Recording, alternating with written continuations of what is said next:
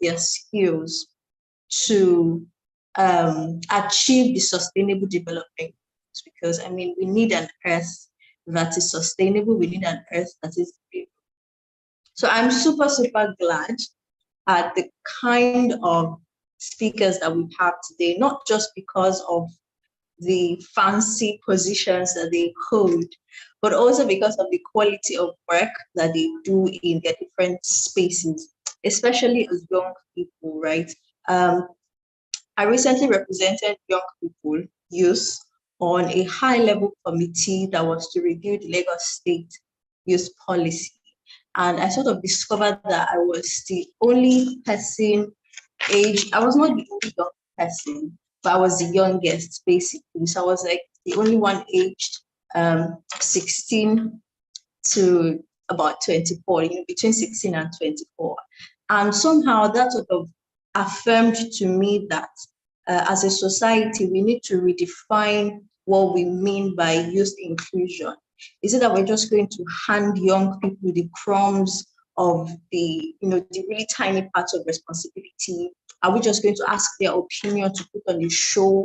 Just because everybody's saying young people can do this, are we just going to put on a show, basically? Or are we going to find sustainable ways, sustainable strategies to improve young people's capacities so that we can meaningfully contribute to global development, to global change, basically? And I really think that our webinar is coming at a very, very timely time. There's something like that, at a very crucial time, because our president, the president of Nigeria, Asiwaju Bola Ahmed Tinubu, just recently appointed some of his ministers, well, literally all of his ministers anyways. And, there are some young people among them. The governor as well recently nominated some commissioners, and we recently have a young person heading the Ministry of Youth, the Lagos State Ministry of Youth and Social Development. And, there are currently millions of world leaders and young people around the world gathered in New York, USA, at the United Nations General Assembly. And so today I want us to use this webinar to make bold statements, to send very, very clear and bold messages to all of these stakeholders that I've mentioned, the ministers, the commissioners, the world leaders, young people who are in positions to create change. I want us to send very bold messages to them today. And that's why I'm very excited at our speakers. I'm excited at everybody who is here today. So if there's any young person who's supposed to be in this room, but the person probably slept off, or maybe the person forgot, please kindly call them or remind them, send them a message so that they don't miss out on the value that's going to be dished today. And you would wonder when I say we should send bold messages to the United Nations General Assembly, how would they hear? I believe that ordinary people, small people from a very tiny place can do extraordinary things. So it doesn't matter that this is just one webinar.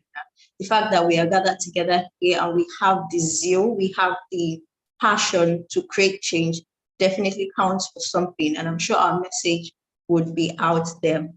So more than ever, we need to unite as global citizens.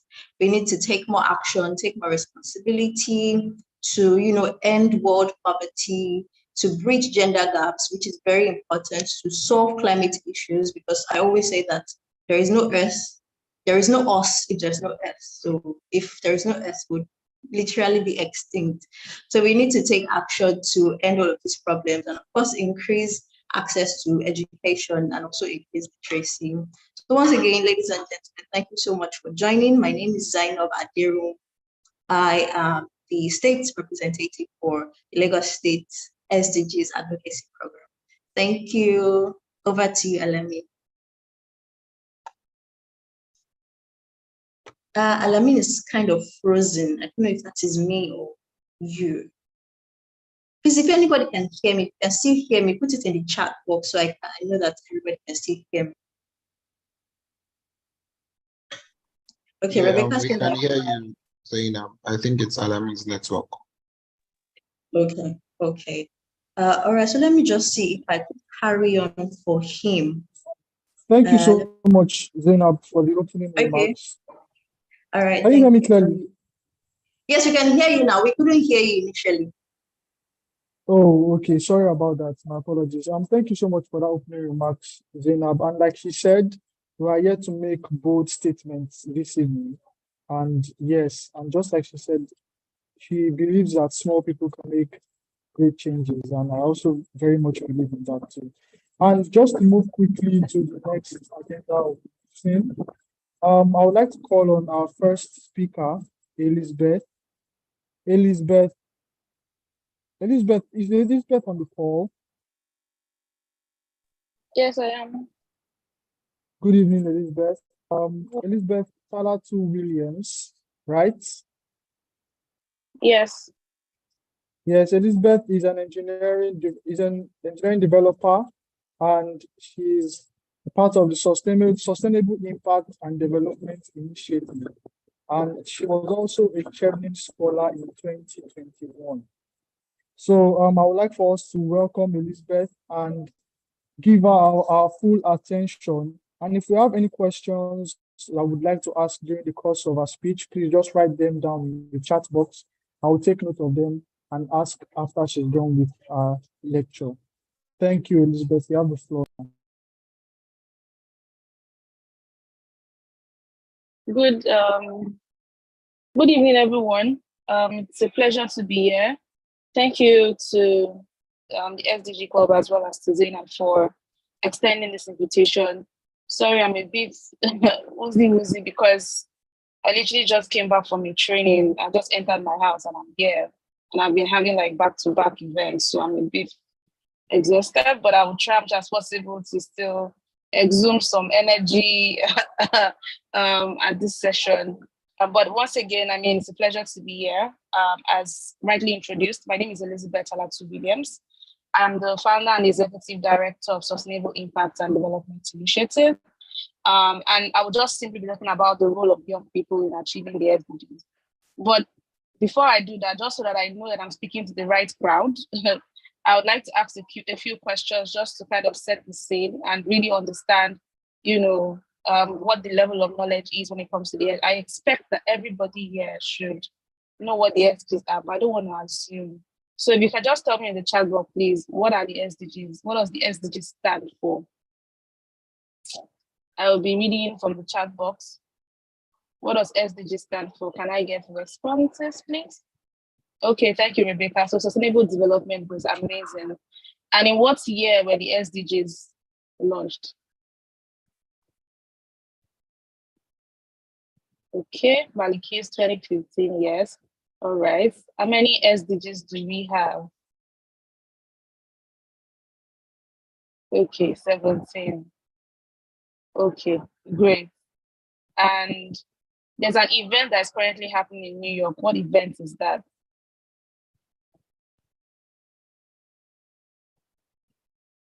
It has to do with the SDGs. What event is that? I've not gotten any response. Zainab mentioned it when she was speaking. Let me give you a clue. Yes, but I want the full name. Peter has told us what it is, but I want the full name.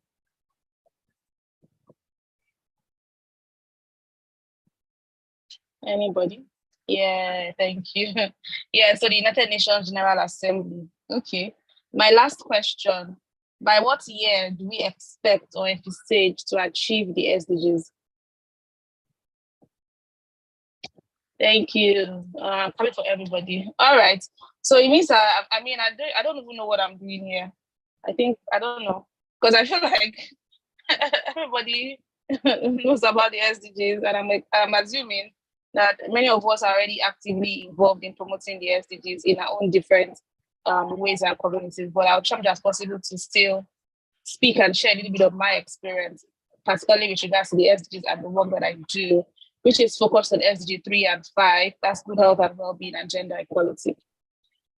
So when you talk about what the role of young people are in achieving the SDGs, permit me to say that I had the opportunity of being at UNGA in 2015 when the SDGs were actually launched. And one of the things that were very critical and were very key at the time when this happened was that I was just 19 at the time. And the beautiful thing about it was young people were not just bystanders or passers-by in, launching the SDGs. And of course, we all know that the SDGs started from the MDGs, right? So we have the Millennium Development Goals, which were about 7 or 8 goals that were a bit more complex, right? Before they got broken down into the 17 sustainable development goals. So one of the key things about SDGs from the very beginning, at least I'm a living witness to that fact, is that young people have and continue to be meaningfully engaged in not just the development of the sustainable development goals, but also in every step and every action taken towards its actualization by 2030. And of course, we have tons of young people that are currently in New York attending series of sessions, speaking at different events at the United Nations General Assembly, all geared towards ensuring that young people are meaningfully engaged and that we are able to achieve the SDGs by 2030. But just by passing, I'd like to ask, do we think as of now and what's happening, do we think we have what it takes to achieve the SDGs by 2030? I want us to be very honest and very truthful and factual with ourselves. Do we think that we are in a position whereby we can achieve the sustainable development goals by 2030? I would like to see some of your answers. Pardon me. Okay. Penny is being very brutally honest. It's like, no, I don't think so. And Balikis is like, no. Yeah, I think I'll tilt more towards I hope I don't misplace your name. I don't mispronounce your name. Mumtaz. Yeah, it's like, no, we do not. We might get really close, but we cannot. Well, in all honesty, I don't think we can achieve all the sustainable development goals by 2030. But one thing I definitely know for a fact is that we can be a step closer, right, towards achieving these SDGs by 2030, right? Because of course, by 2030, there will be a reevaluation of the sustainable development goals. And then we'll look at how far we've come, what we did well, what we didn't do well, and what still needs to be done.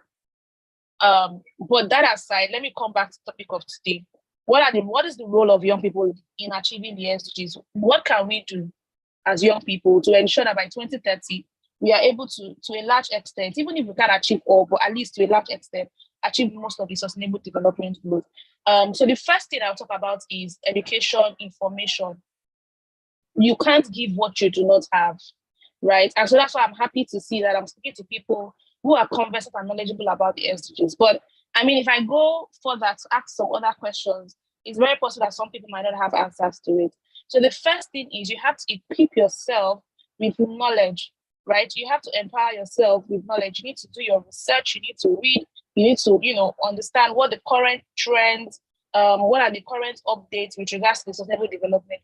So as an SDG ambassador, as a young person, equip yourself with that knowledge and that information, because you cannot talk to other people about the SDGs if you don't have a good understanding of what the SDGs are yourself. So that's the first thing.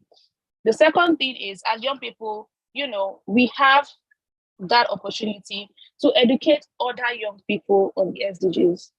If you ask a random young person on the road, on the street, or you go to schools and just do a random ask around and ask students, have you heard of the SDGs before?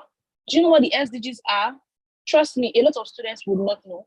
A lot of young people would not know, right? These things are very big from them, right? And so it's our responsibility, or one of the roles that we can play, is by educating and informing other young people like ourselves about the SDGs. And that's why I'm glad that you have the SDG Club, right? And we have so many other organizations like the SDG Network, SDSN, that are doing that work in promoting that message on the SDGs, the Sustainable Development Goals, right? So the first thing is empower yourself with knowledge, make sure you're knowledgeable, you have good understanding. The second thing is promote the message, right? Educate other young people like yourself.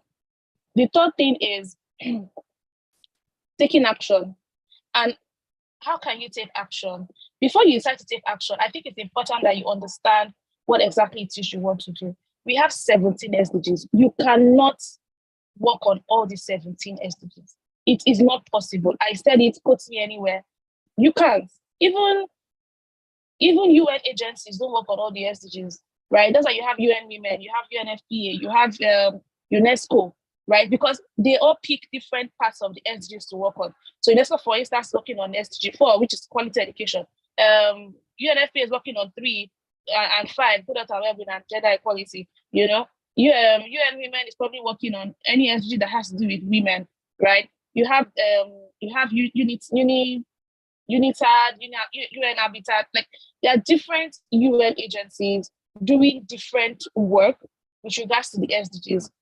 The beauty about the SDGs is that it's a collective movement, right? So you have this person working on this SDG, you have this person working on this SDG, but at the end of the day, we are all coming together collectively to achieve the entire SDGs. So the first thing is identify what SDGs are you most passionate about, what SDGs resonate a lot with you, what SDGs are, those SDGs that you feel like this is something that has to be addressed like now, right? So for me, I am passionate about sexual reproductive health and rights. Young girls are getting pregnant, they're dropping out of school. Some of them are engaging in unsafe abortions, losing their life in the process. Many young girls are falling prey to, sexual abuse, emotional abuse, physical abuse. And I'm like, I want this to stop. I don't want it to continue happening.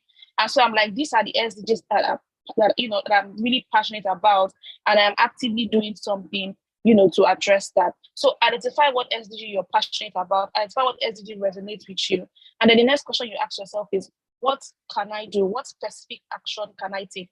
And one thing I always tell young people is, don't always look at things from the big, complex situation.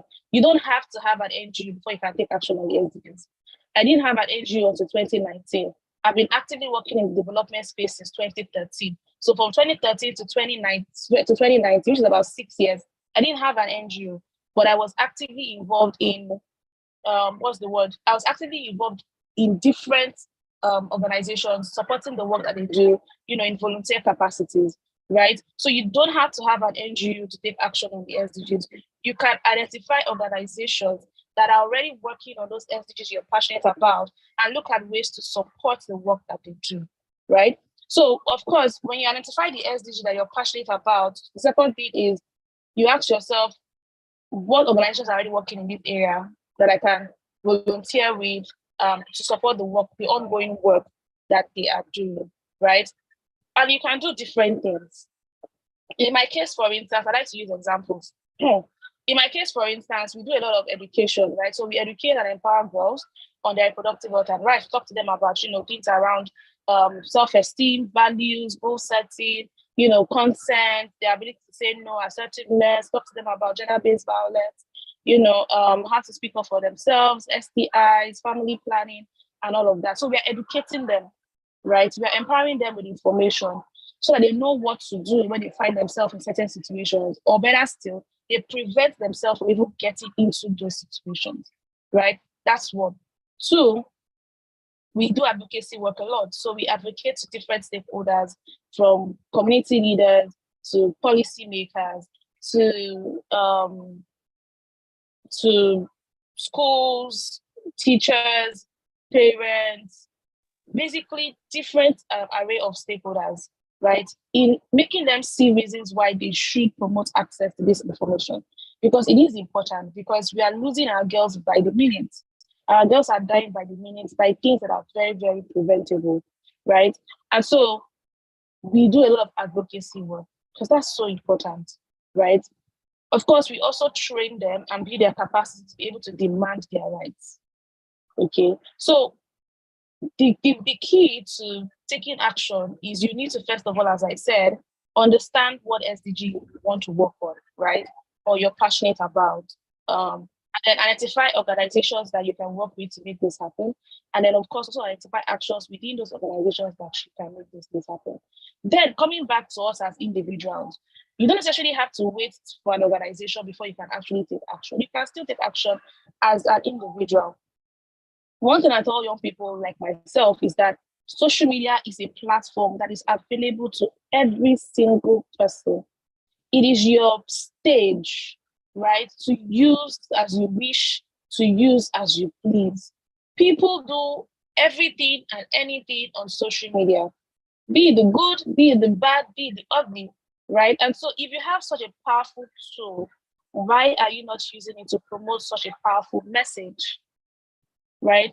But instead, social media most times is used to promote more of negative vices. But we could as well also use it as a platform for good, right? We're having a webinar right now. This is digital.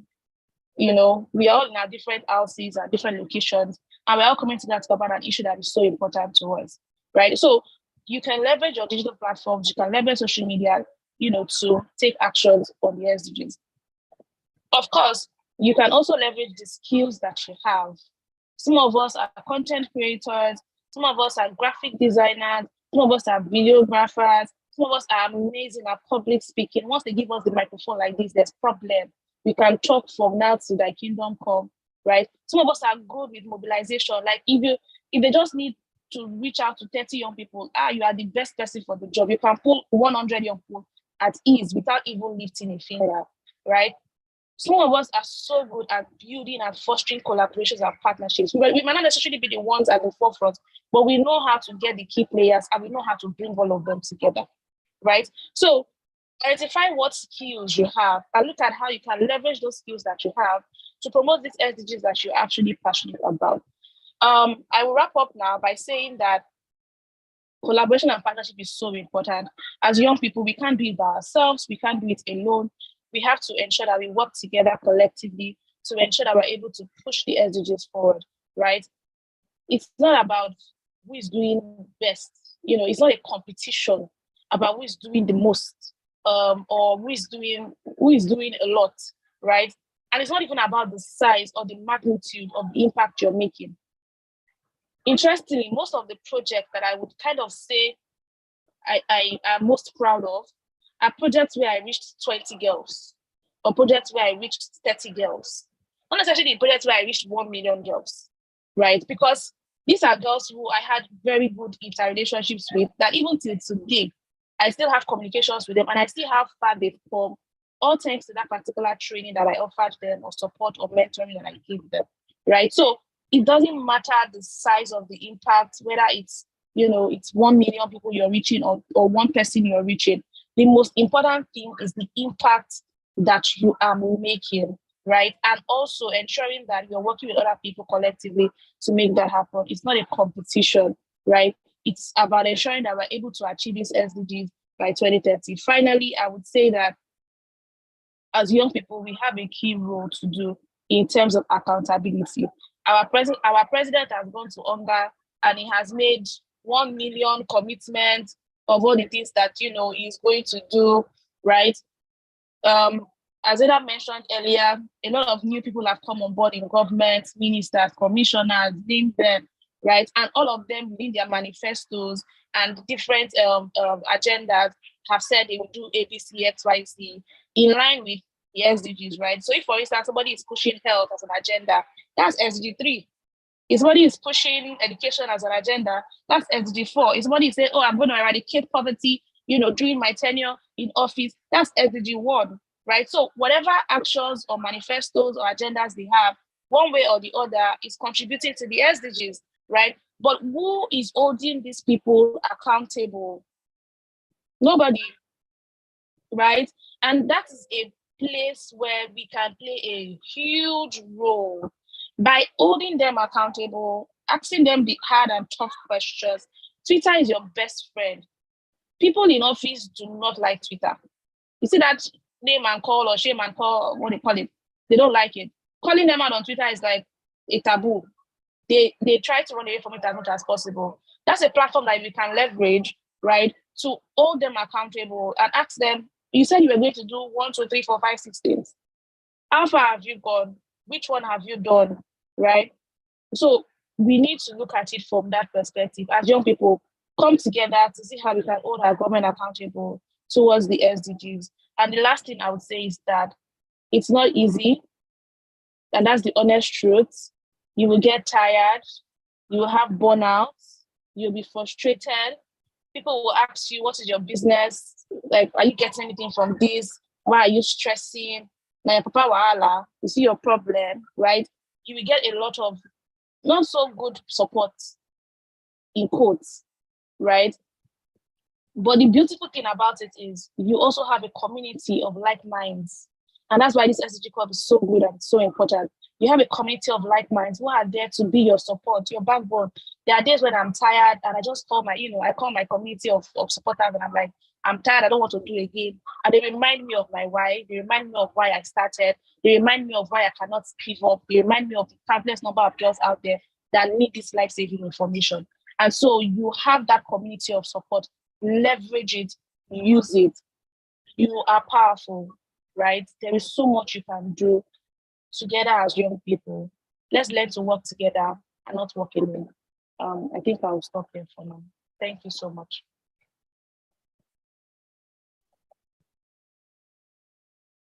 Thank you so much, Elizabeth, for such an insightful session. But due to time, I would love to give a few comments, but due to time, I would like to just ask the participants if they have any questions they would like to throw at Elizabeth. Now is the time to ask questions. So if you have a question, you can feel free to type it in the chat, or raise up your hand and unmute yourself to speak to the rest of us. So any questions, please?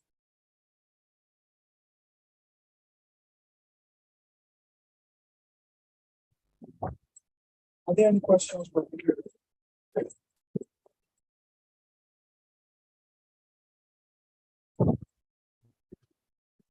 Okay, so in the absence of the questions, I would like to say a very, very big thank you to Elizabeth. Thank you so much for what a wonderful session you've given us this evening. And I would like to call on the next speaker for today. The next speaker for this evening. Sorry, Alamin, just before you call up the next speaker, I don't know if Elizabeth would be very soon, so I just wanted to do this very quickly. Thank you so much, Elizabeth. Elizabeth has literally been in one meeting or another, a series of meetings throughout the day, but she still took out time to ensure that she was here and, she delivered excellently. Thank you so much. We learned a lot from you, Elizabeth. Thank you so much. You can go ahead.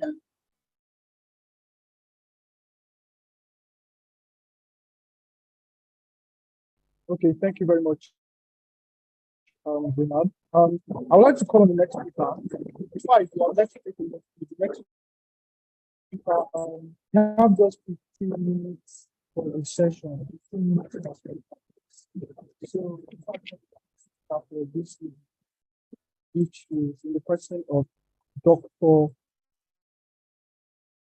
Dako.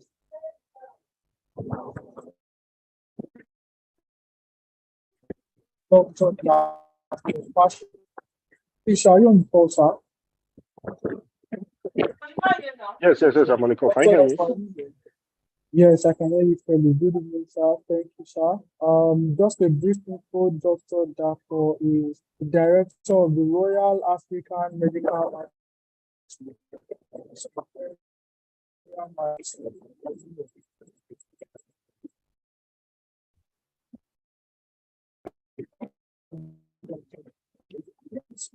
like I said, just 15 minutes, sir. All right, thank you very much. Okay, can we all hear me? Yes, loud and clear, sir. All right, thank you. I want to appreciate Zainab and the entire team of the club and the leadership of the club for inviting me. Thank you very much. I'm going to be very brief since I have 15 minutes. I might spend less than that. Firstly, okay, that's first. And secondly, I actually want to appreciate Elizabeth. I don't know if she's still on the call. I personally learned quite a few things from what she shared. And interestingly, they were one of the things that I would also have loved to talk about in my notes, but she has actually said a lot. And for an entry point, she has reduced my work very, very well. So thank you so much, Elizabeth. So just basically, when we're talking about we young people and the role we play in actualizing and achieving the sustainable development goals, Elizabeth has said quite a number of things that are also buttress on, but I'm taking this from a different angle right now. I believe that we young people play a very critical role in achieving the SDGs. I believe that we play a critical role, and I believe we can also build ourselves to also play that critical role in achieving the SDGs. So I'll be taking this from a point of view of developing certain skills. These skills are quite unique because these are the skills expected of young people. These are the skills that make us valuable as young people. It's the skills that even differentiates us from the adults. So these are the skills that enable our success as young people, and also even the success of achieving the SDGs.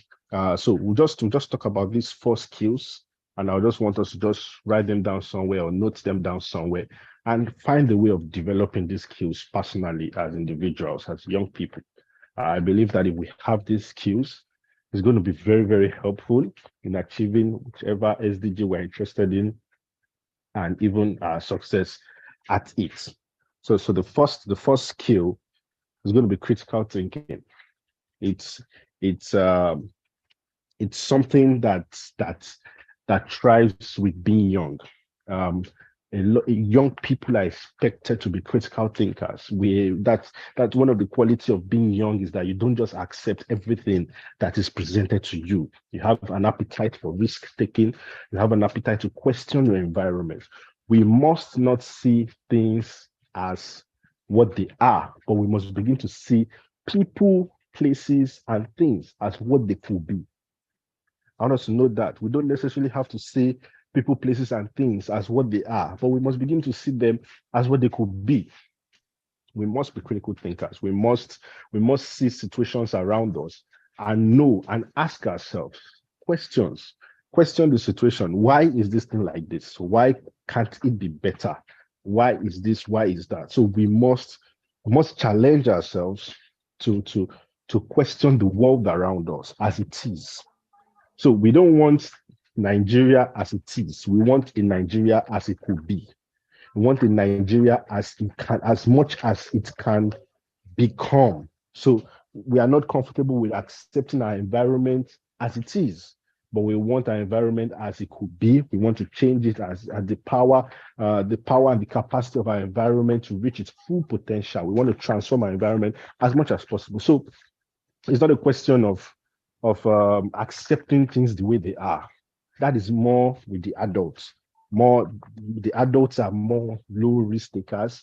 They have low appetite for risk, so they generally just tend to accept things just the way they are, not to cause problem, not to disrupt. But being young comes with disruption. It comes with being able to question things, and we must not lose that innate ability as young people. And even if we have it, we must also develop that critical thinking skill.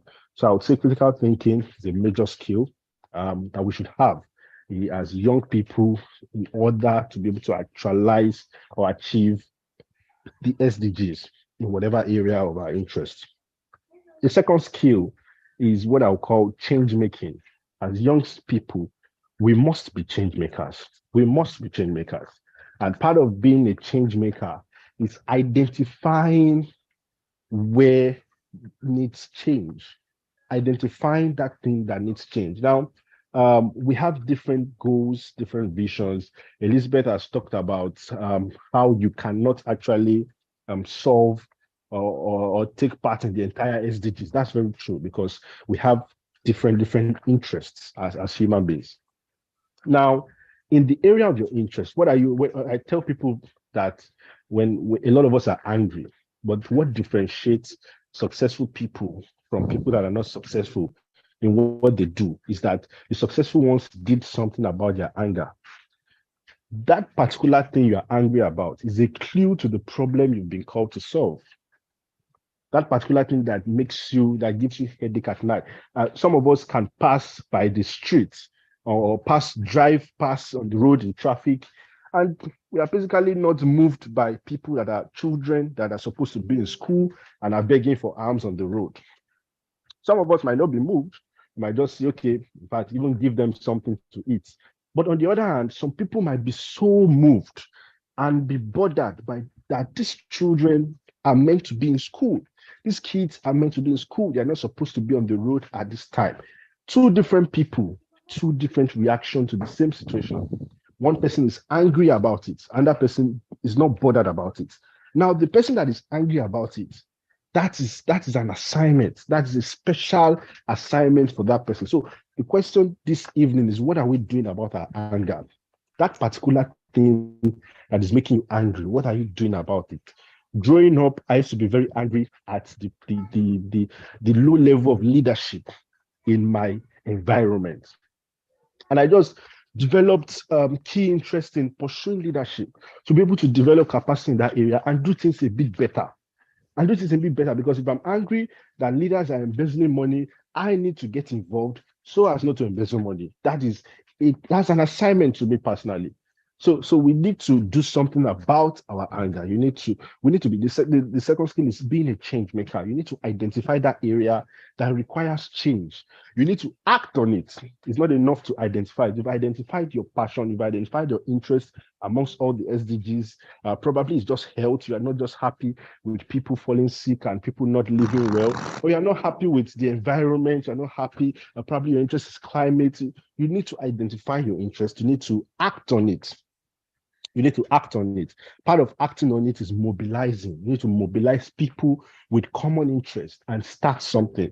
And when it comes to starting up something, one area that we young people normally are not so strong in, Elizabeth also mentioned collaboration.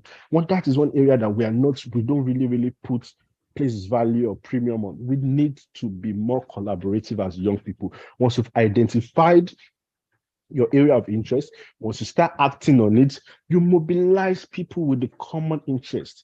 When it comes to collaboration, the goal is more important than the role.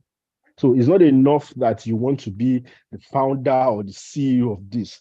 The most important thing is that what you want to achieve is the goal. The problem you want to solve is the goal. And that is more important than even the role you are taking. So you need to be able to mobilize people of common interest to be able to achieve that goal.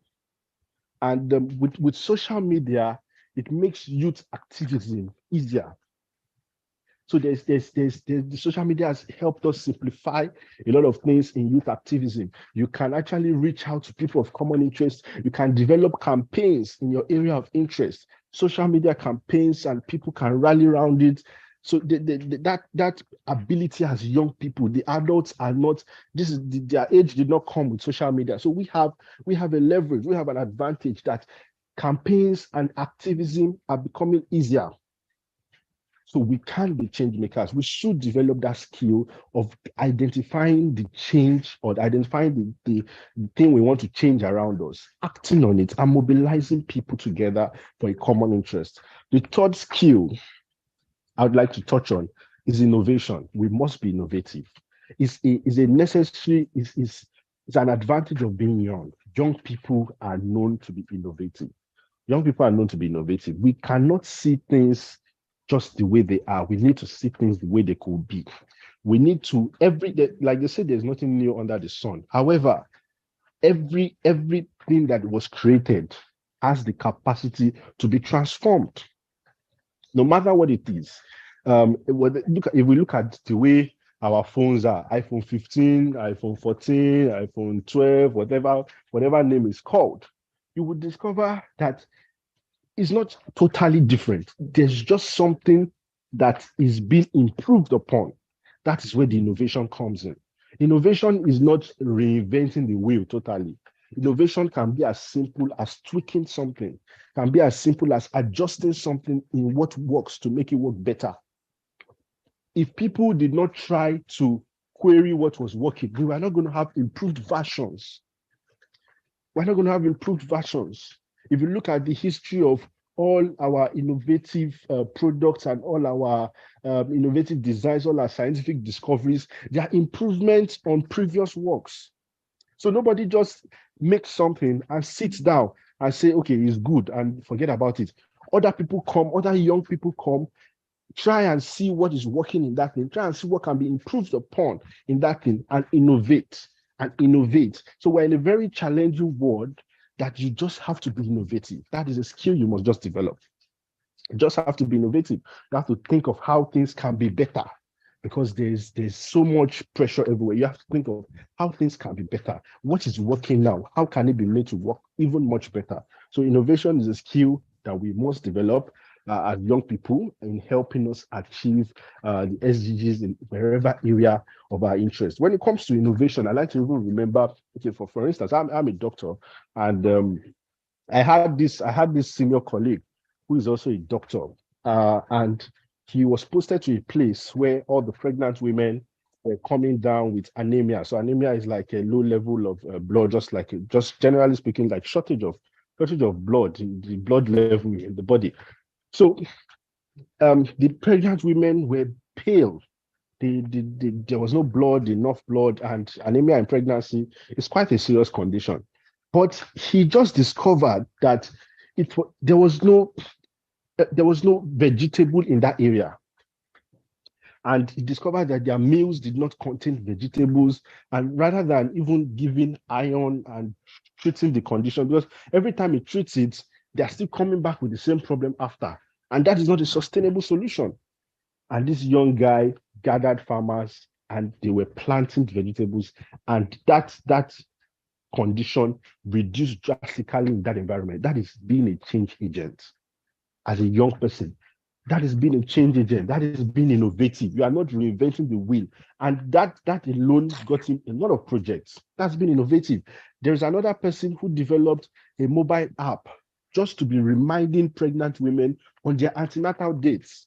Just to be reminding pregnant women that, okay, look, because he noticed that people usually forget their dates that they are supposed to come for antenatal. So because I'm in the health sector, so I'm speaking more about just examples in the health sector, for instance. So we have that capacity as young people to be angry about what it is and develop solutions tailored to our anger. We have that capacity to be innovative. We have that capacity to be change makers. We have that capacity to be critical thinkers. So those three skills are important. The fourth skill I would like to mention is communication skill. Communication skill. We need to develop that act of communication. We need to develop that act of communication. How do you want to mobilize people to achieve your goal? How do you want to mobilize people of common interest if you cannot communicate with them? We need to place emphasis on communication skills as young people. We need to be able to partner with our colleagues in solving various agendas. We need to be able to rally around our peers and our communities, even at the local level. You want to talk to your community members, you want to solve a problem in your community, you need to know how to communicate with them. You need to know how to speak their language. You need to be skilled. You need to be skilled. And the communication I'm talking about is not oratory, it's not speaking grammar. You need to be skilled at delivering your message clearly. You need to be skilled at passing a vision clearly, communicating an idea clearly in such a way that people can identify with it and people can run with it. That is what gives people a common vision. If people speak the same language, it gives people a common vision. It gives people a common vision, and that is what makes it easier to actualize things. People must be able to identify with what you are doing. People must be able to identify with that project. People must be able to identify with that problem you are trying to solve. And there's no better way for people to identify it than you communicating clearly what you actually want to achieve with it. You must be able to communicate your vision. You must be able to communicate your goal. You must be able to communicate your idea clearly for people to be able to buy into it. Communication skill, the fourth skill. And the last skill, because of our time, is leadership skill. John Maxwell said everything rises and falls on leadership. And he also said leadership is influence, nothing more, nothing less. You don't have to have a title to be a leader. Now, not everybody is how would I put it now? Not everybody is actually a leader, and that's the truth. But we can all develop skills. We can all develop leadership skills. You don't have to have a title to be a leader, but you can also be a leader.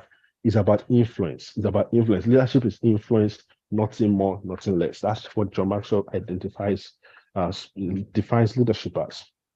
It's about influence. So we need to be able to develop leadership skills. We need to get involved, no matter how little. Get involved in your small cell, in your club leadership, in your community leadership. You need to get involved. That is how we become better leaders, by being involved. You need to get involved. You need to get involved in whatever problem, whatever area you're trying to solve. You need to get involved. You need to get involved, and you must develop your leadership skills. read about leadership book, study leadership personalities, develop the skills that make people fine leaders. And part of it, we've already discussed, even in the skills for achieving the SDGs. Leaders must be visionary. You need to be visionary. Leaders must have communication skills because they have to communicate that vision clearly. Leaders must be able to see ahead. Leaders must be innovative. Leaders must be able to, at times, people are following people. They need to know where you're taking them to. Leaders should be able to identify that roadmap. This is where we want to be. This is the end goal of this project. Not everybody has that capacity, but a leader must be able to show the way. A leader must be able to know the way and show people the way. So we need to also develop leadership skills in whatever we are doing, whatever area of our influence. We need to be involved as much as possible. So I believe that with these 4 skills that I've discussed, with these 5 skills rather that I've discussed here today, tonight, these are skills that normally are associated with being young. So we definitely might have these skills. However, I'm challenging us to build on these skills, to develop the skills if we don't have, and to even build on them if we even have the skills, because it's a never-ending one. It's a never-ending one. You need to develop critical thinking. Always ask questions. Do not be scared. Do not be scared to ask questions. Be change makers. Be innovative. Communicate clearly and develop your leadership skills. So I'm going to end here. Thank you so much for having me tonight. Big thank you to Dr. Dapo. Thank you so much, sir, for explaining to us how the blend of these skills can help us to achieve the SDGs, or at least get closer to achieving the SDGs. So, if there's anybody that has any questions or has any insight on this session, please feel free to raise your hand and unmute yourself and speak up. Or if you are feeling a bit shy, you can type it out in the chat box, and I'll be sure to read it out to Dr. Dapo. So just a few minutes for that, please. If you have any questions, please feel free to throw out the questions now. Thank you.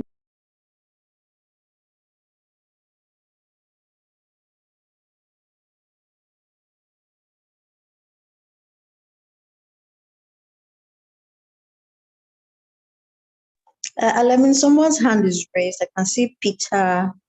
I'm not particularly sure how to pronounce this name, but Peter, please unmute yourself and go ahead. Yeah, good evening, Yes, Peter, everyone. please go ahead. Yeah, can you hear me? Yes, I can hear you clearly. You can hear you. All right. Good evening, everyone. So, thank you to Dr. Dapo for the very insightful presentation. I think it was very, very important that we have what I mean, you actually touched on very important areas and aspects of youth involvement. And one area that actually caught my attention is the fact that is the aspect of innovation and also technology. And so I would like to ask if I mean, I know that for one, technology is actually an enabler, enables other aspects of life, you know, and ensures that life is easier. Um, make sure that human beings are able to make their life easier. They are able to live a better life, both for themselves and for their family. And I think it captures what sustainable development goals actually stands for. So my question is, yes, we know that there is a part of the sustainable development goals, that has to do with the innovation and also the circular economy. These are areas where technology can really play a very big role. But then one of the questions that people usually would ask themselves is, well, I don't have a background in technology. I'm not technical, or I'm not a technology analyst, or I don't have a background in anything that has to do with technology. Perhaps I'm just a teacher, but I need somebody. I need to be able to teach my students using a very what's the word? Using technological tools that would aid learning, for the student. So how best can they go about that? Would they need to meet and collaborate with organizations or partner with people who would render those kind of services, or can they themselves have to learn, the intricacies of technology and building the solutions that would aid or that would help them achieve the activities in their various goals, SDG goals? Thank you. All right, thank you very much, Peter. Thank you. And thank you everyone that is also commenting on my session. I appreciate everyone. Okay, so Peter, the answer to your question, you've actually answered your question with the two answers or the two questions you raised, sub questions to raise for your uniqueness of our age. We cannot shy away from it. One thing that distinguishes a 25-year-old boy right now from a 50-year-old boy. Hello, can we all mute our mics, please? Thank you. One thing that distinguishes a 25-year-old boy right now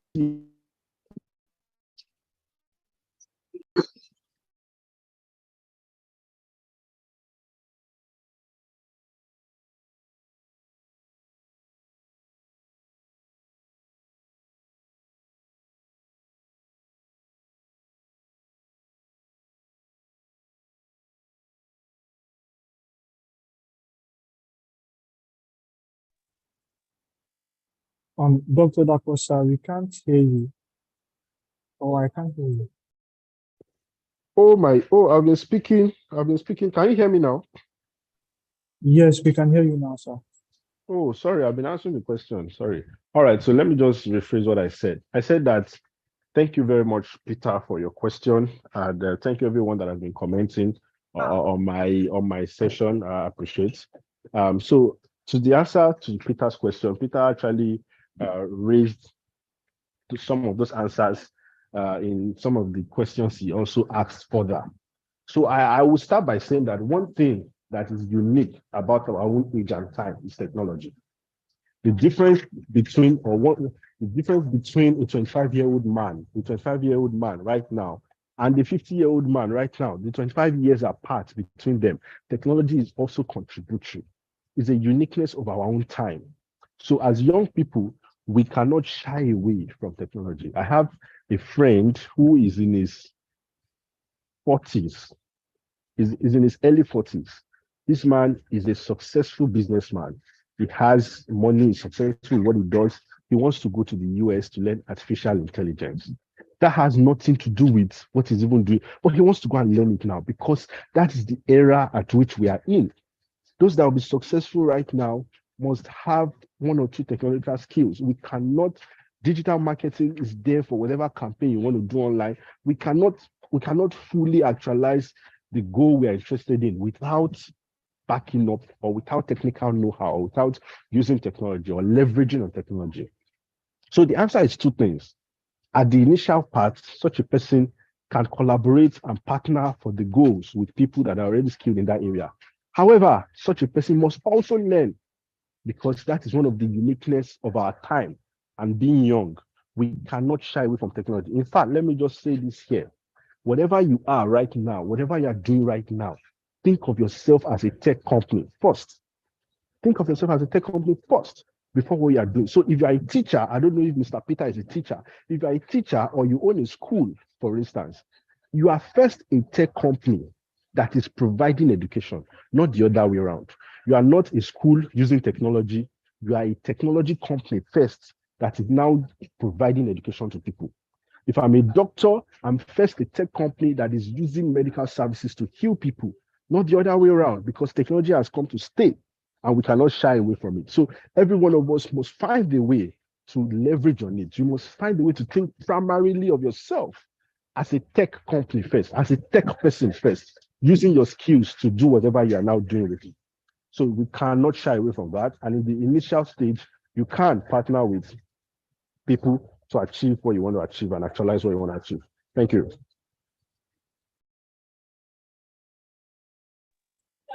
Thank you so much for that answer, Dr. Dapo. We actually have other questions that other people that have questions, but I'll be sending them to you personally because unfortunately we don't have time to cover those answers now. So right now we'll be moving to the third speaker for the day, and I would like to welcome the third speaker, Mr. Obadari Adedire. Yeah, just a minute, Alamin. I was a bit slow in asking you to pause. I also want to say thank you to Dr. Dapo Fashino.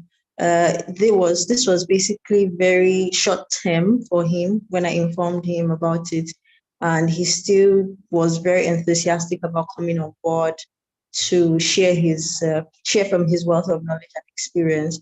So I sincerely appreciate you, sir. Thank you so much. We learned so much. I personally have my book filled right now from all of the things that you mentioned. Thank you so much, sir. I really appreciate it. You can go ahead. You're welcome, Zainab, and thank you, everyone.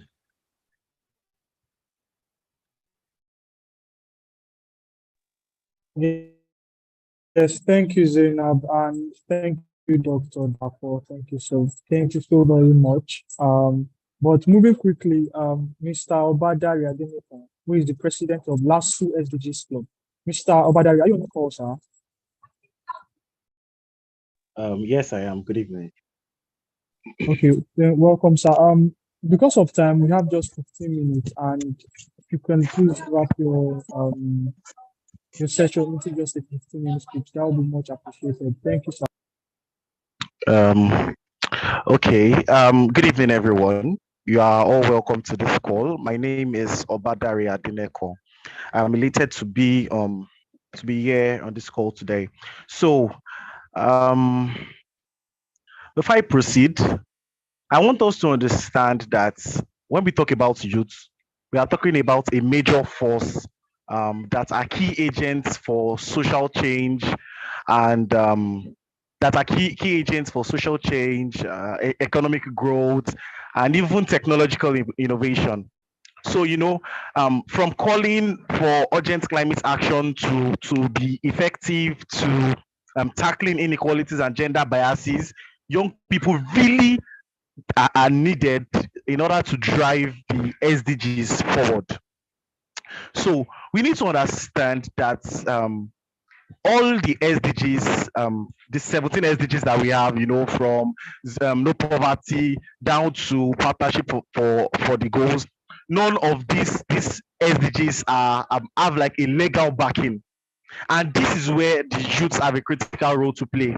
Because if countries are to succeed in achieving the SDGs, that is leaving no one behind along the way, governments must seek out an active and substantive engagement from persons with diverse background, right? So because of there are no legal binding for each of these SDGs, the youths in each of these geographical locations have the responsibilities of ensuring that their governments bring about all of these changes related to the SDGs, right? So the first speaker has spoken on a lot. The second speaker likewise, and I think I'll just be putting the icing on the cake. I'll just be doing my bits, right?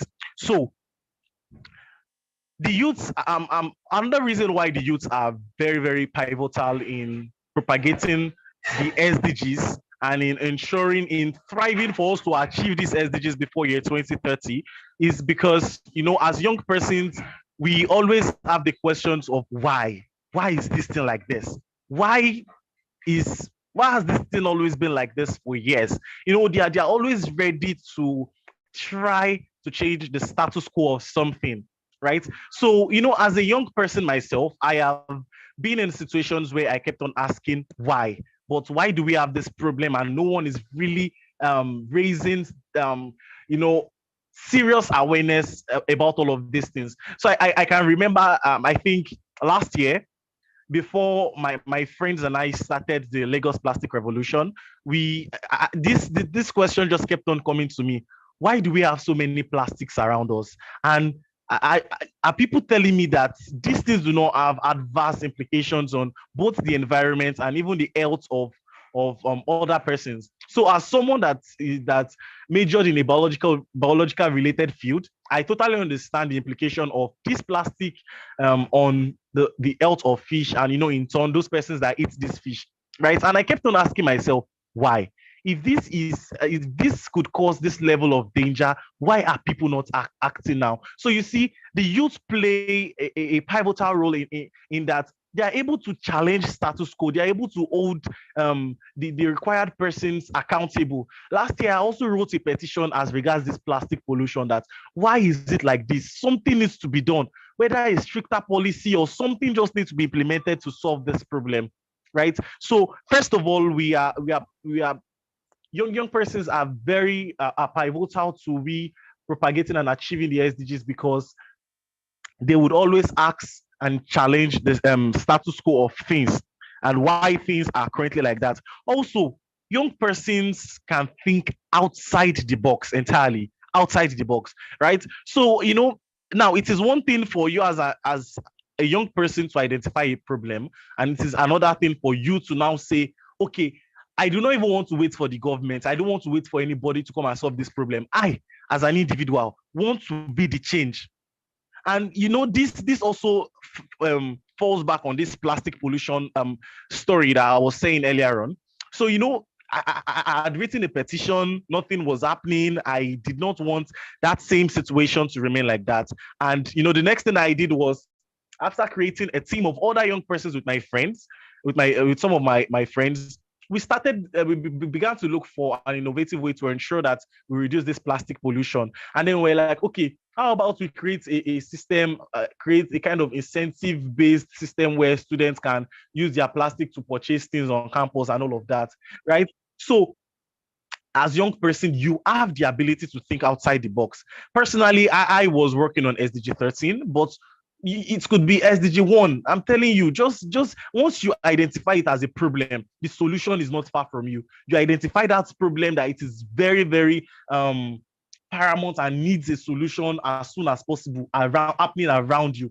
I am telling you, then the solution becomes easier. Now, it brings me to the third thing. We all need to understand that there are lots of organizations around the world that are ready to support the youth.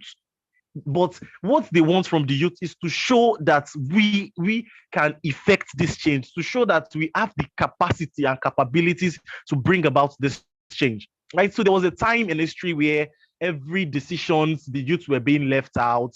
We would just realize that, oh, this has been done, and then the youths are not on the table to give their opinion.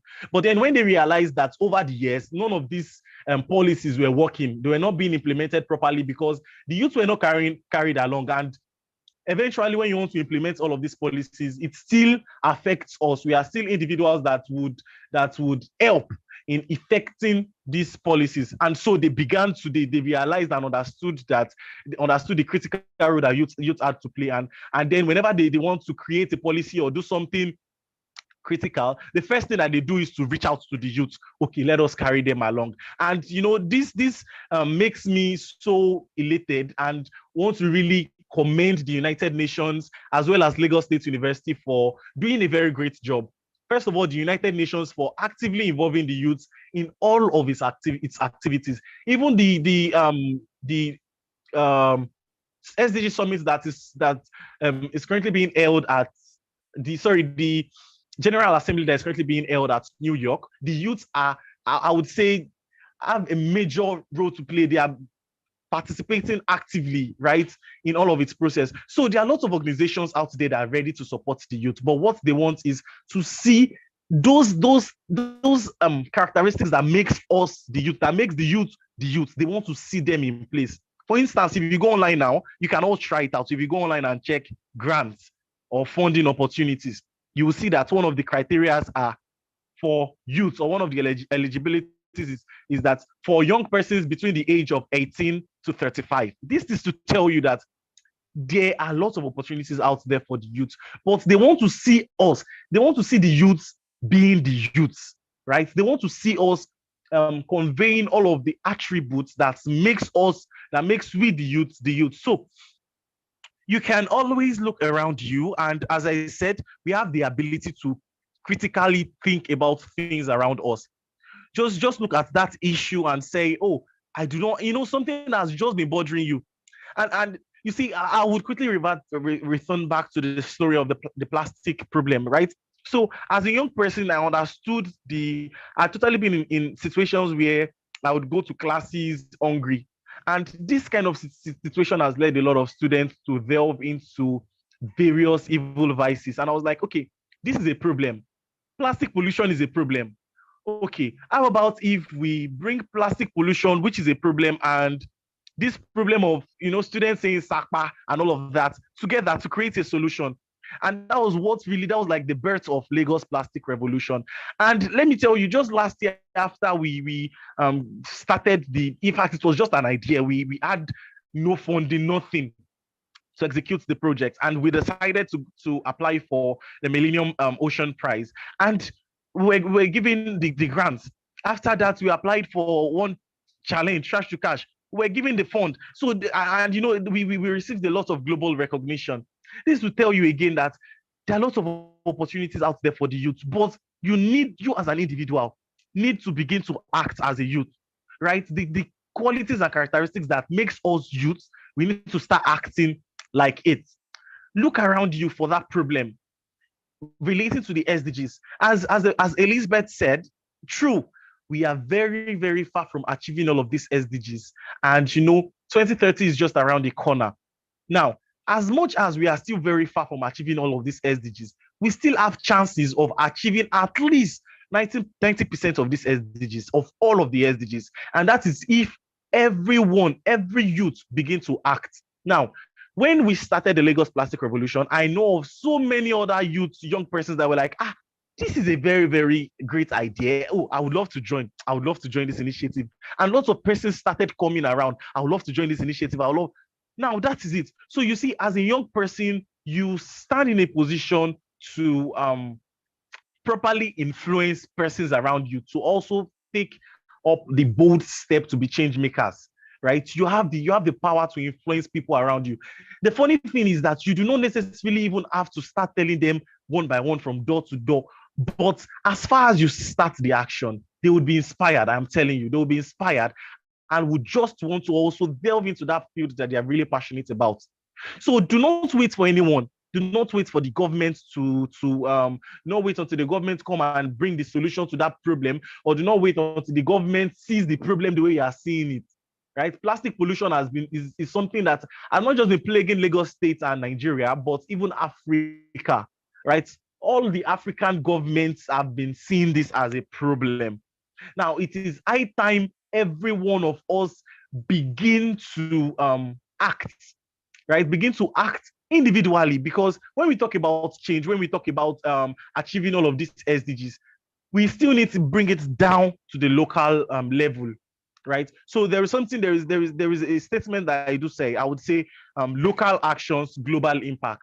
So that means whatever action that you're taking now that you think is minute, that you think is infinitesimal or unnoticeable, well, you might be quite wrong, because little actions when combined together would create very maximum effect, would create a groundbreaking effect.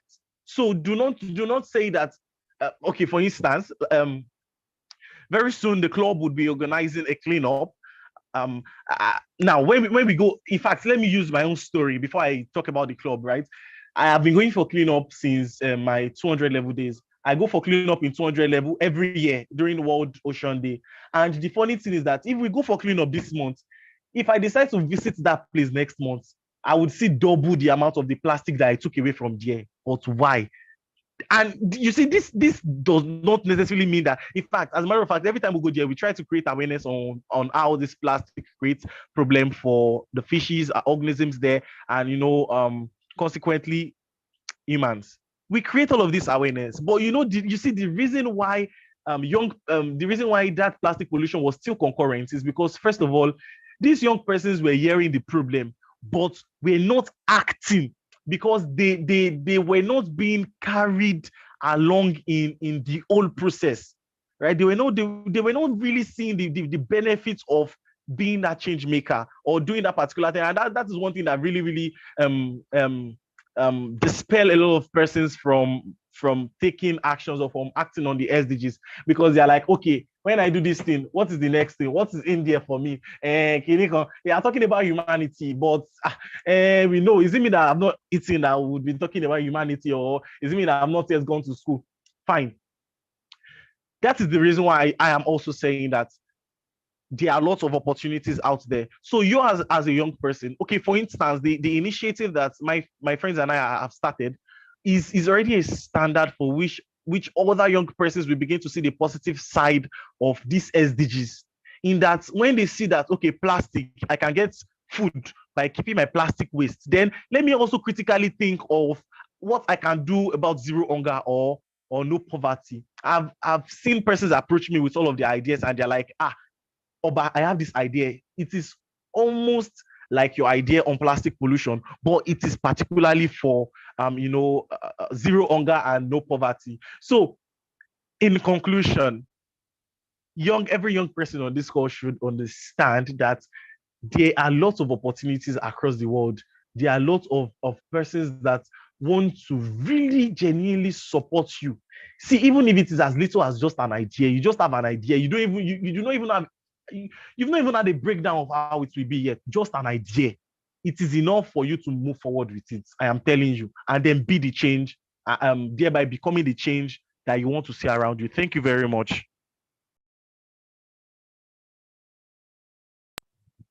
A big thank you to Mr. Dapo for such a wonderful session. And a big thank you, Mr. Dapo. I really enjoyed how you made emphasis Sorry, on it's the fact that, Obadari. sorry, Mr. Obadari, sorry, that local actions can make global impact. Yes, thank you so much for that, sir. And if you have any questions, please feel free to raise your hand, or if you want to type it out, feel free to type it out as well. Just 2 minutes for please.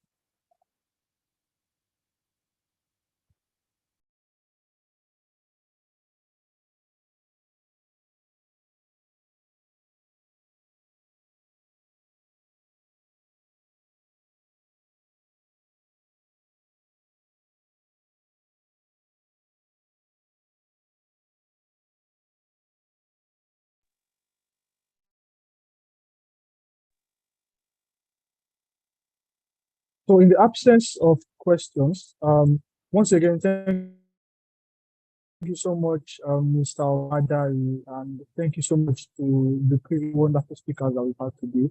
And just for closing remarks, I would like to welcome the Deputy State Rep, Mumtaz Paramoli for Lagos State. Mumtaz, please. Alamin, okay, so sorry, Mumtaz, just before you go ahead, please. I was going through the chat section and I noticed a number of let's say great young people who are doing very well in their fields, who are doing very well in their spaces in terms of development and global change, basically.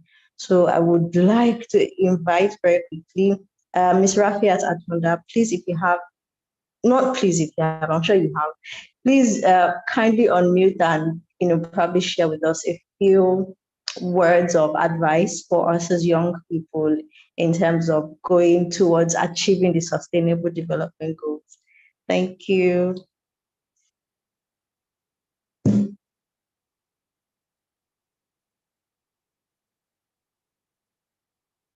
I hope you heard me, ma'am. Yes, Okay. I did. Sorry.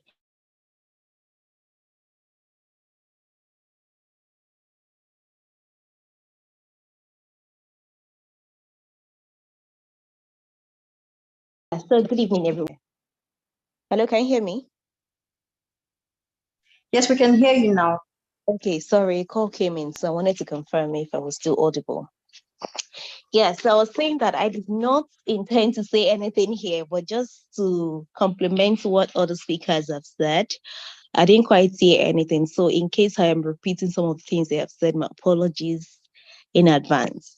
But one thing I would want young people to put at the back of their mind, especially towards achieving the sustainable development goals, is that it is critical for young people to be the solutions that they seek. I know that, when it comes to development in general, we sometimes point fingers at our leaders. We apportion blames, but we do not look inward to see what we are doing as young people that is drawing us back a bit from achieving the sustainable development goals. I would give specific examples. For example, as a young person, do you still buy bottled water? And when you're done drinking the water, you dispose of the bottle inappropriately? If you're doing that, you're not helping with the sustainable development goals, because we need to know that the little actions that we take, we go a long way in either helping us to get towards the achievement of the SDGs, or it will draw us back a little bit. Another thing is, and if you look at what I just talked about now, it is closely related to climate change, because when you dispose of bottles inappropriately, it goes into the gutter, to the ocean, and before you know it, there is flood. And if my memory serves me right, I remember seeing a documentary on CNN at some point when a diver said, an ocean diver, when she mentioned that by 2040 or 2050, I think one of those 2 years, we would have more plastics than fishes in the ocean. That is to tell you the amount of plastic waste that we currently have in the ocean. And if we do not take deliberate act to reduce this plastic, by 2040 or 2050, would have more of those that we have fishes in the ocean. So the question is, what are we going to be eating? Fishes or plastics? So you need to think about how the little effort you're making as a young person will help towards the achievement of the SDGs. Another point that I would like to also highlight is that young people can form alliances. The era of competition is over. We need to collaborate. We need to form united fronts. Think about, how can I work with, the speaker who just finished speaking now said, what he is doing with his friend, particularly in Lasso, which is very commendable. So how can you join a society like that and try to complement what they are doing? You don't have to start your own NGO. You don't need to do that. How can you mobilize other young people like you, join a society like that, think about initiatives, design solutions, and try to see that you're creating, innovative and sustainable ideas and solutions to address climate change in Lagos State and by extension, the world. So we need to form alliances, and I'm not just restricting this to climate change, across all the different SDGs that we have. Think about education. What can you do for out of school children in your area, or children who you see are struggling with their education? What can you do? Are you very, confident in a particular topic and you think you know it very well, you can teach it? How about you start teaching people? That is education.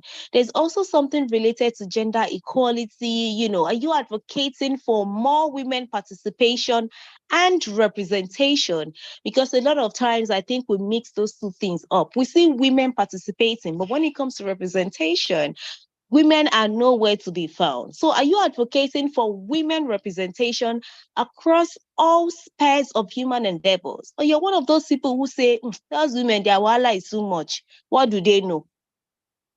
So you need to look at you as a person, as an individual. What are you doing in your individual spaces to ensure that the world can achieve the SDGs by 2030? Maybe a final note would be that you need to try to identify organizations who are doing progressive things. And I'm saying organizations who are doing progressive things because we have a lot of organizations these days, NGOs who are just, some people are for stomach infrastructure. They just want to also join the wave because that is what is happening. People are talking about it, and they know that if they market these things well, they can get funding from them. So you need to try to identify the genuine organizations, try to, align with what they are doing and try to see how you can design solutions together, implement the solutions, and achieve the SDGs. Maybe very quickly, you can also look at the different UN agencies, that we have. For example, there is the United Nations the United Nations Office on Drugs and Crime, which is UNODC. So you can check them out. They do drugs, they do crime, they do other things. So if you're keen on a drug-free Nigeria, which is one of the ways they can achieve the SDGs, how about you check them out, try to see what they are doing, maybe see how you can reach out to them for support, and you can do a drug-free advocacy in your school or your community. There's also UNICEF. We have all of these organizations, and I'm talking about the global ones, but you can also look at the local organizations, see what every person is doing, and how you can come in as a collaborator and not as a competitor. Thank you.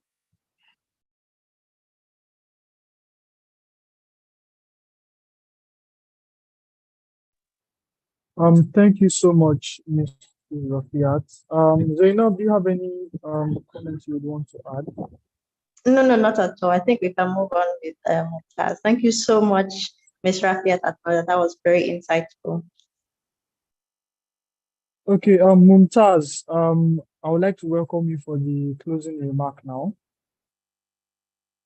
Mumtaz, are you Yes, I am. I'm still here. Okay, wonderful. The floor is yours. Okay. Good evening, everybody.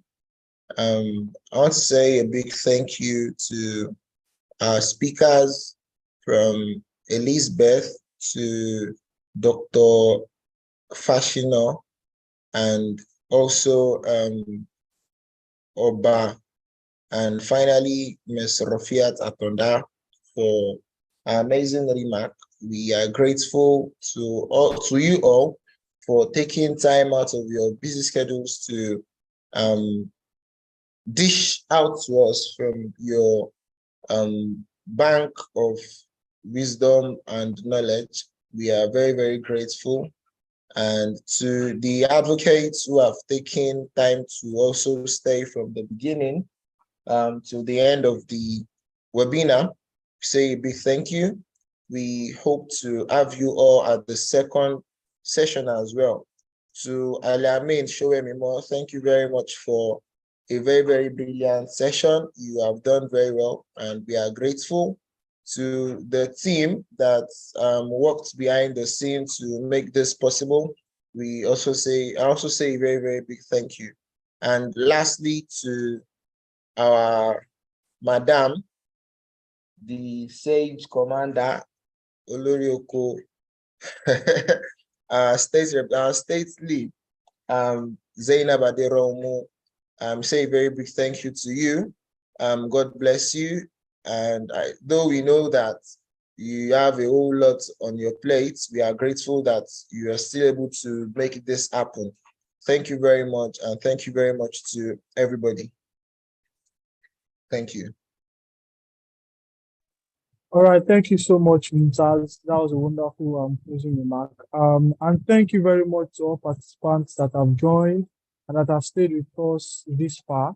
We'll look forward to seeing you all on the next part of the day's webinar. Thank you all, and have a wonderful evening and a great weekend as well. Thank you all, and have a wonderful night.